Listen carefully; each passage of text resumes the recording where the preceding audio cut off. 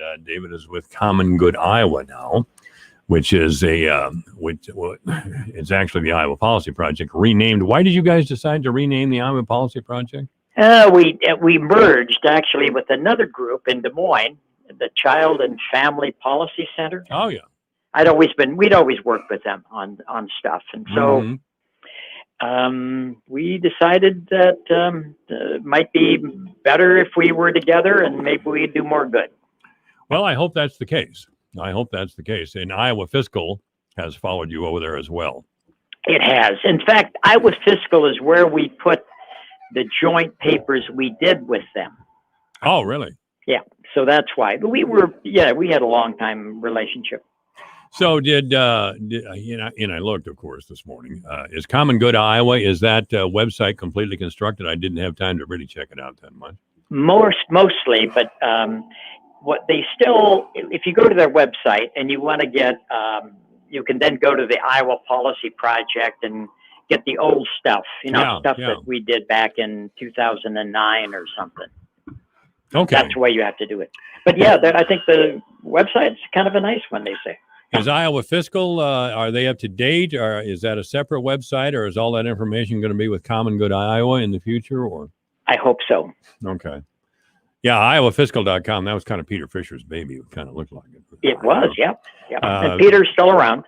Well, I'm glad to hear that. I mean, on behalf of older men everywhere, I'm always glad to hear when one of us is still around. And, of course, Peter Fisher's been on this program many times over the years. He's a professor emeritus at the University of Iowa. Yeah. And, he's once he caught on to who I was, he was a little confused by me at first. But after he caught on to the whole thing here, he's been a great guest. I haven't talked to him, I guess, for a while. That's neither here nor there. We were talking with David about, what a surprise, energy. David is kind of an energy guy. As a matter of fact, he ran for the U.S. Senate. I will remind people again, he ran for the U.S. Senate on the Democratic Party ticket against Chuck Grassley, who was last seen being led from the chamber in Washington, because he's president pro tem of the Senate. So he was like third in line or fourth in line or something to the presidency, and they had to get him and Pence out of the chamber. No kidding. I mean, think of that. I mean, there were some bad folk in with this mob of people. Yeah. How hard would it be, to get some guns into Washington, D.C.? Probably not that hard. There could have been a bunch of people who just went out shooting folks they didn't like. Easily could have been. From what I've seen, I'm surprised there weren't. Well, one woman was tragically killed, and we don't have the word on that yet, which kind of means that one of the Capitol Hill police shot her. He panicked and shot her. I think it does, yeah. And they're trying to come up with some sort of, they're trying to make themselves look the best that they can, but this isn't a good thing. I mean, it's never a good thing. I mean, a woman is standing here and gets shot and killed. That's crazy. But on the other hand, and I shouldn't say on the other hand, but what you were saying is 100% correct. Some of those people, and I'm surprised they didn't bring guns. That guy sitting in Nancy Pelosi's chair, he didn't look like he had a care in the world. No. But which was, I would have had trouble sitting in Nancy's chair personally. But it was an absolute disaster. Yeah, and Pence and Grassley and anybody could have been hurt. Definitely. Somebody could, exactly, and that's why getting Chuck off the floor and someplace safe was a very good thing to do.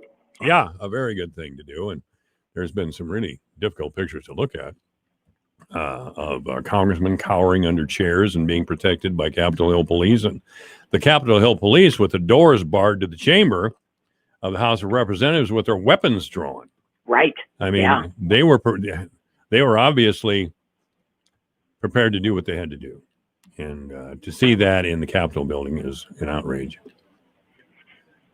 Yeah, anyway, yesterday was not a, I mean, people talked about this is another 9/11 where we remember the date. Yeah, we might, but the country has been, and I don't know the solution. I've talked about it on the air many times. We're so separated. It's like we're two different countries, two different cultures. It's not Trump, really. It's moved beyond Donald Trump now. Well, I think Trump certainly took advantage of that. Oh, he sure did. Oh, I mean, Trump started this whole thing, and it's possible he'll face charges for it. Well, that's why it's reasonable for you and me to be talking about this deal. Here I am, identified as an environmentalist, saying we should figure out a way to keep Duane Arnold, a nuclear power plant that not all environmentalists are wild about, nuclear power, keep it going because it is good for the world environmentally and good for the state economically. You can find places like that where people who don't agree on a lot of things get together. Sure. I just saw a news blurb here on my computer that Donald Trump now wants to pardon himself, and the thing is, he can do it. Who knows if he can or not. I'm sorry. That was so outrageous. I just had to throw that in. I know you were getting kind of back into a role and what we're supposed to be talking. we were supposed to be talking about the Duane Arnold facility and all that sort of thing and energy in Iowa and the country. But that was pretty wild. Well, yesterday was so wild. It's pretty easy to, get off topic. I guess so. But the good news is I'll be talking with a city councilman in the next segment about animal control in Fort Dodge. So we're going to, calm things down. Down, that should be calmed down. And again, local politics works pretty well. Yeah. In most cases. For the most part. Yeah. Yeah. Anyway, as far as energy in the state of Iowa, and I'm surprised to hear that wind power is primarily our primary source of power. It is our primary, and a lot of that has to do with Mid-Am. And I have this mixed feeling about Mid-American. I criticize them half the time I come on your program and praise them the other half. Yeah, I know. They do. They've done a real good job on wind power. And again, the numbers from last year, 42% of all the electricity generated, all the kilowatt hours generated in Iowa, wind power. And coal was down at, I can't remember the number, but maybe 35%. So clearly wind number one. Okay. All right. Wind number one. Number one. And then you had about 10%, 9%, something like that coming out of Duane Arnold. And then you had some gas. And I think that's probably the rest of it. Sure. Imported. There's some imported energy too. We mainly export, but I think they imported some of the Quad City nuclear power from, around the Quad Cities. The incoming Biden administration is making a big deal out of climate change. Yes, and it should. That was going to be my question. Should they be making such a big deal if we're making all this progress anyway? Well, we're making this progress anyway, and given how much Donald Trump tried to kill solar and wind, they just kept going, and the reason is because they're so cheap. If you're a red-blooded capitalist, you may like Donald Trump, but you'd like money better. And you can make money on solar and wind. But who's getting the money? Trump's allies are from Louisiana and Texas. Yeah, that's Nancy right. Pelosi's allies are wind people in Northern California. Yeah, well, not that much wind in California. We're a lot more wind than they are. Yeah, but there's a big investor class up there. Oh, sure. No, there's no question about that. But it's just like getting back to things like biofuels. Mm-hmm.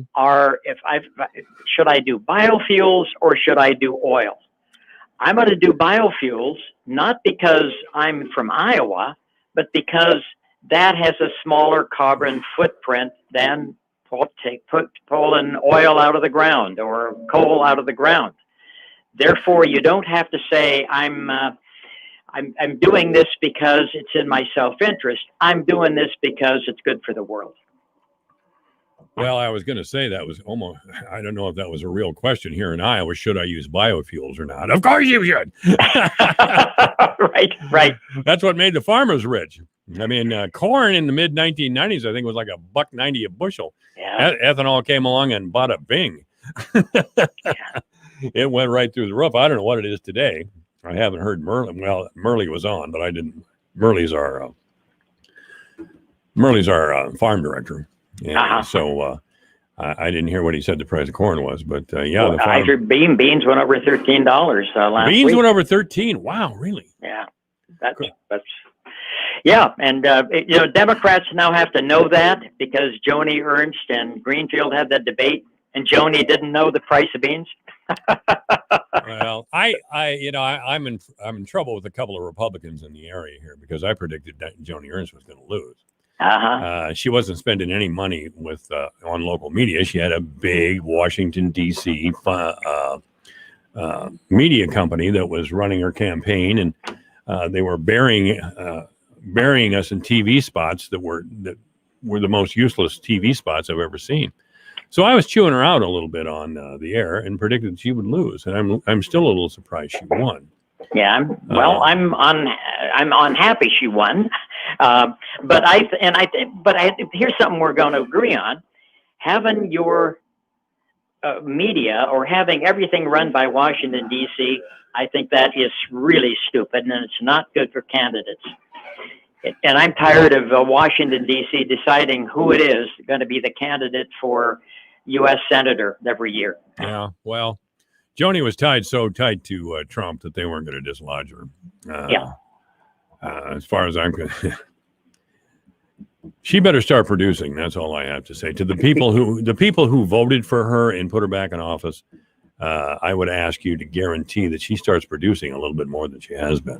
Yeah, what's she done for us? Yeah, exactly. That's kind of what I'm wondering, But anyway, David Osterberg I guess he's with Common Good Iowa, and you can find out more about that organization by going to commongoodiowa.com, I believe. Isn't that right?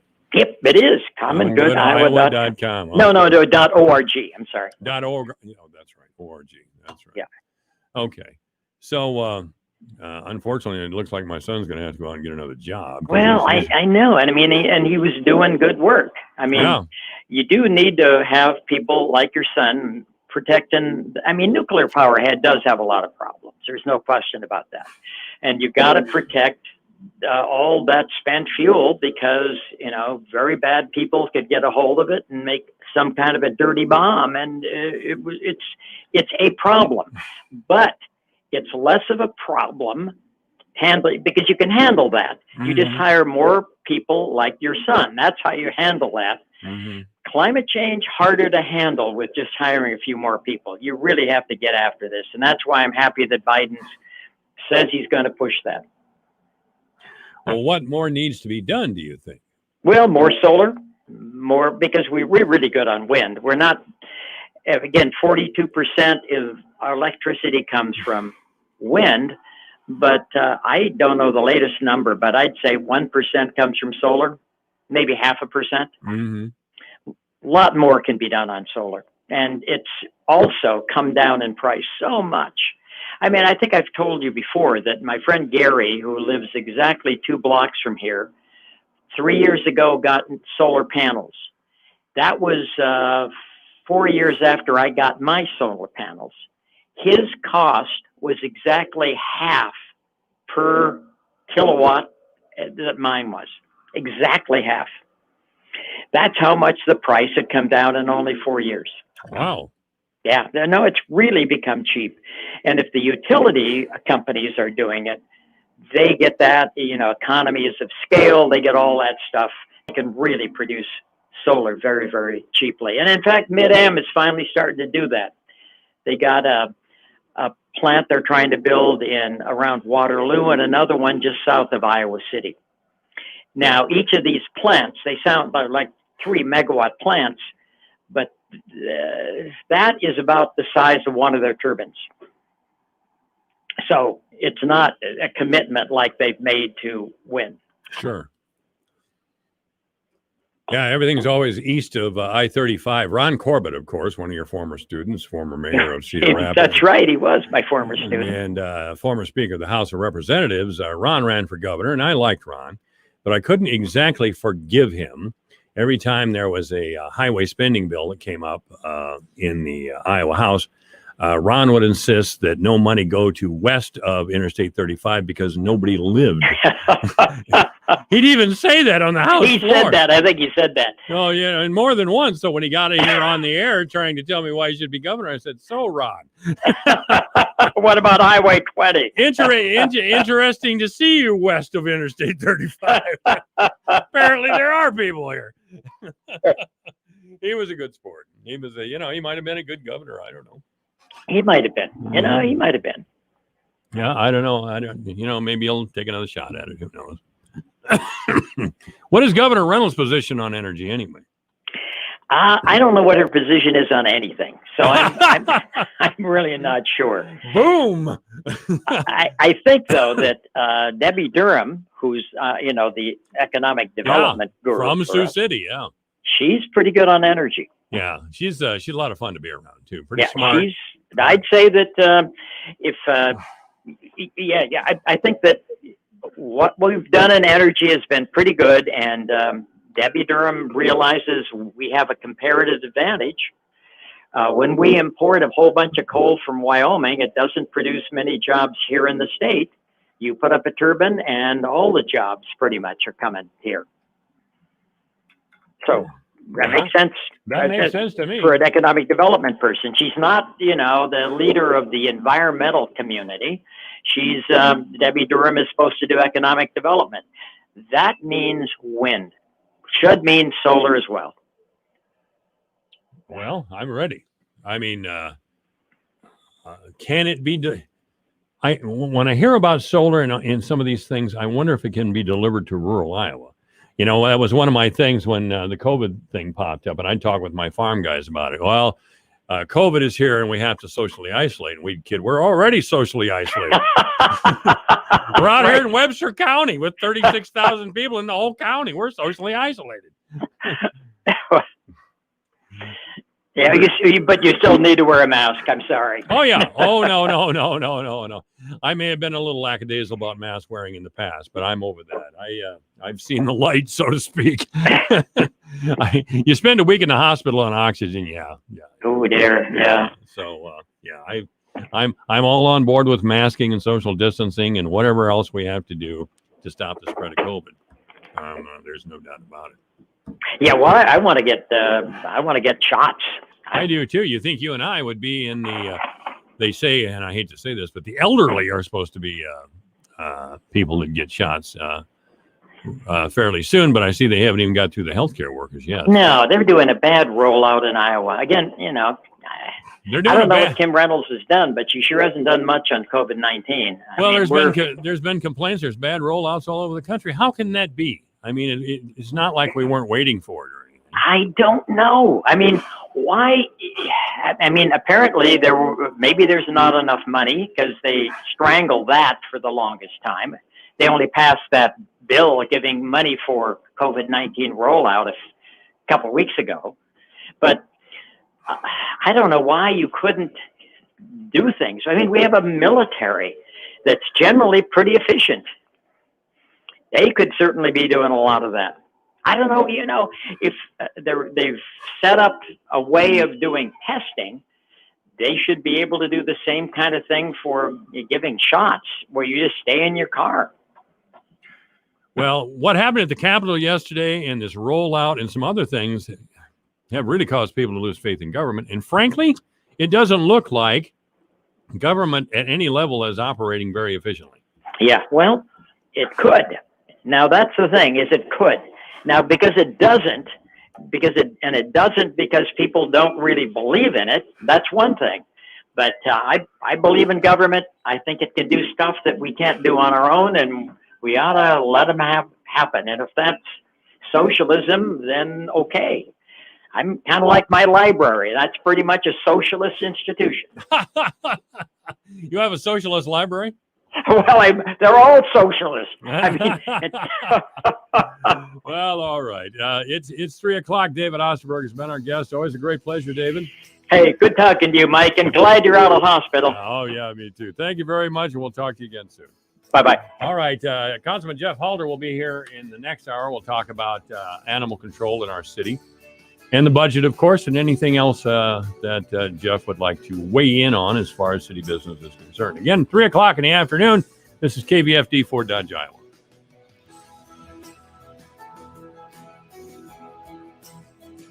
If you're into cars or just want to learn a thing or two, tune in every Saturday afternoon from 2 till 4 for the Under the Hood Car Show on AM 1400 KVFD Fort Dodge.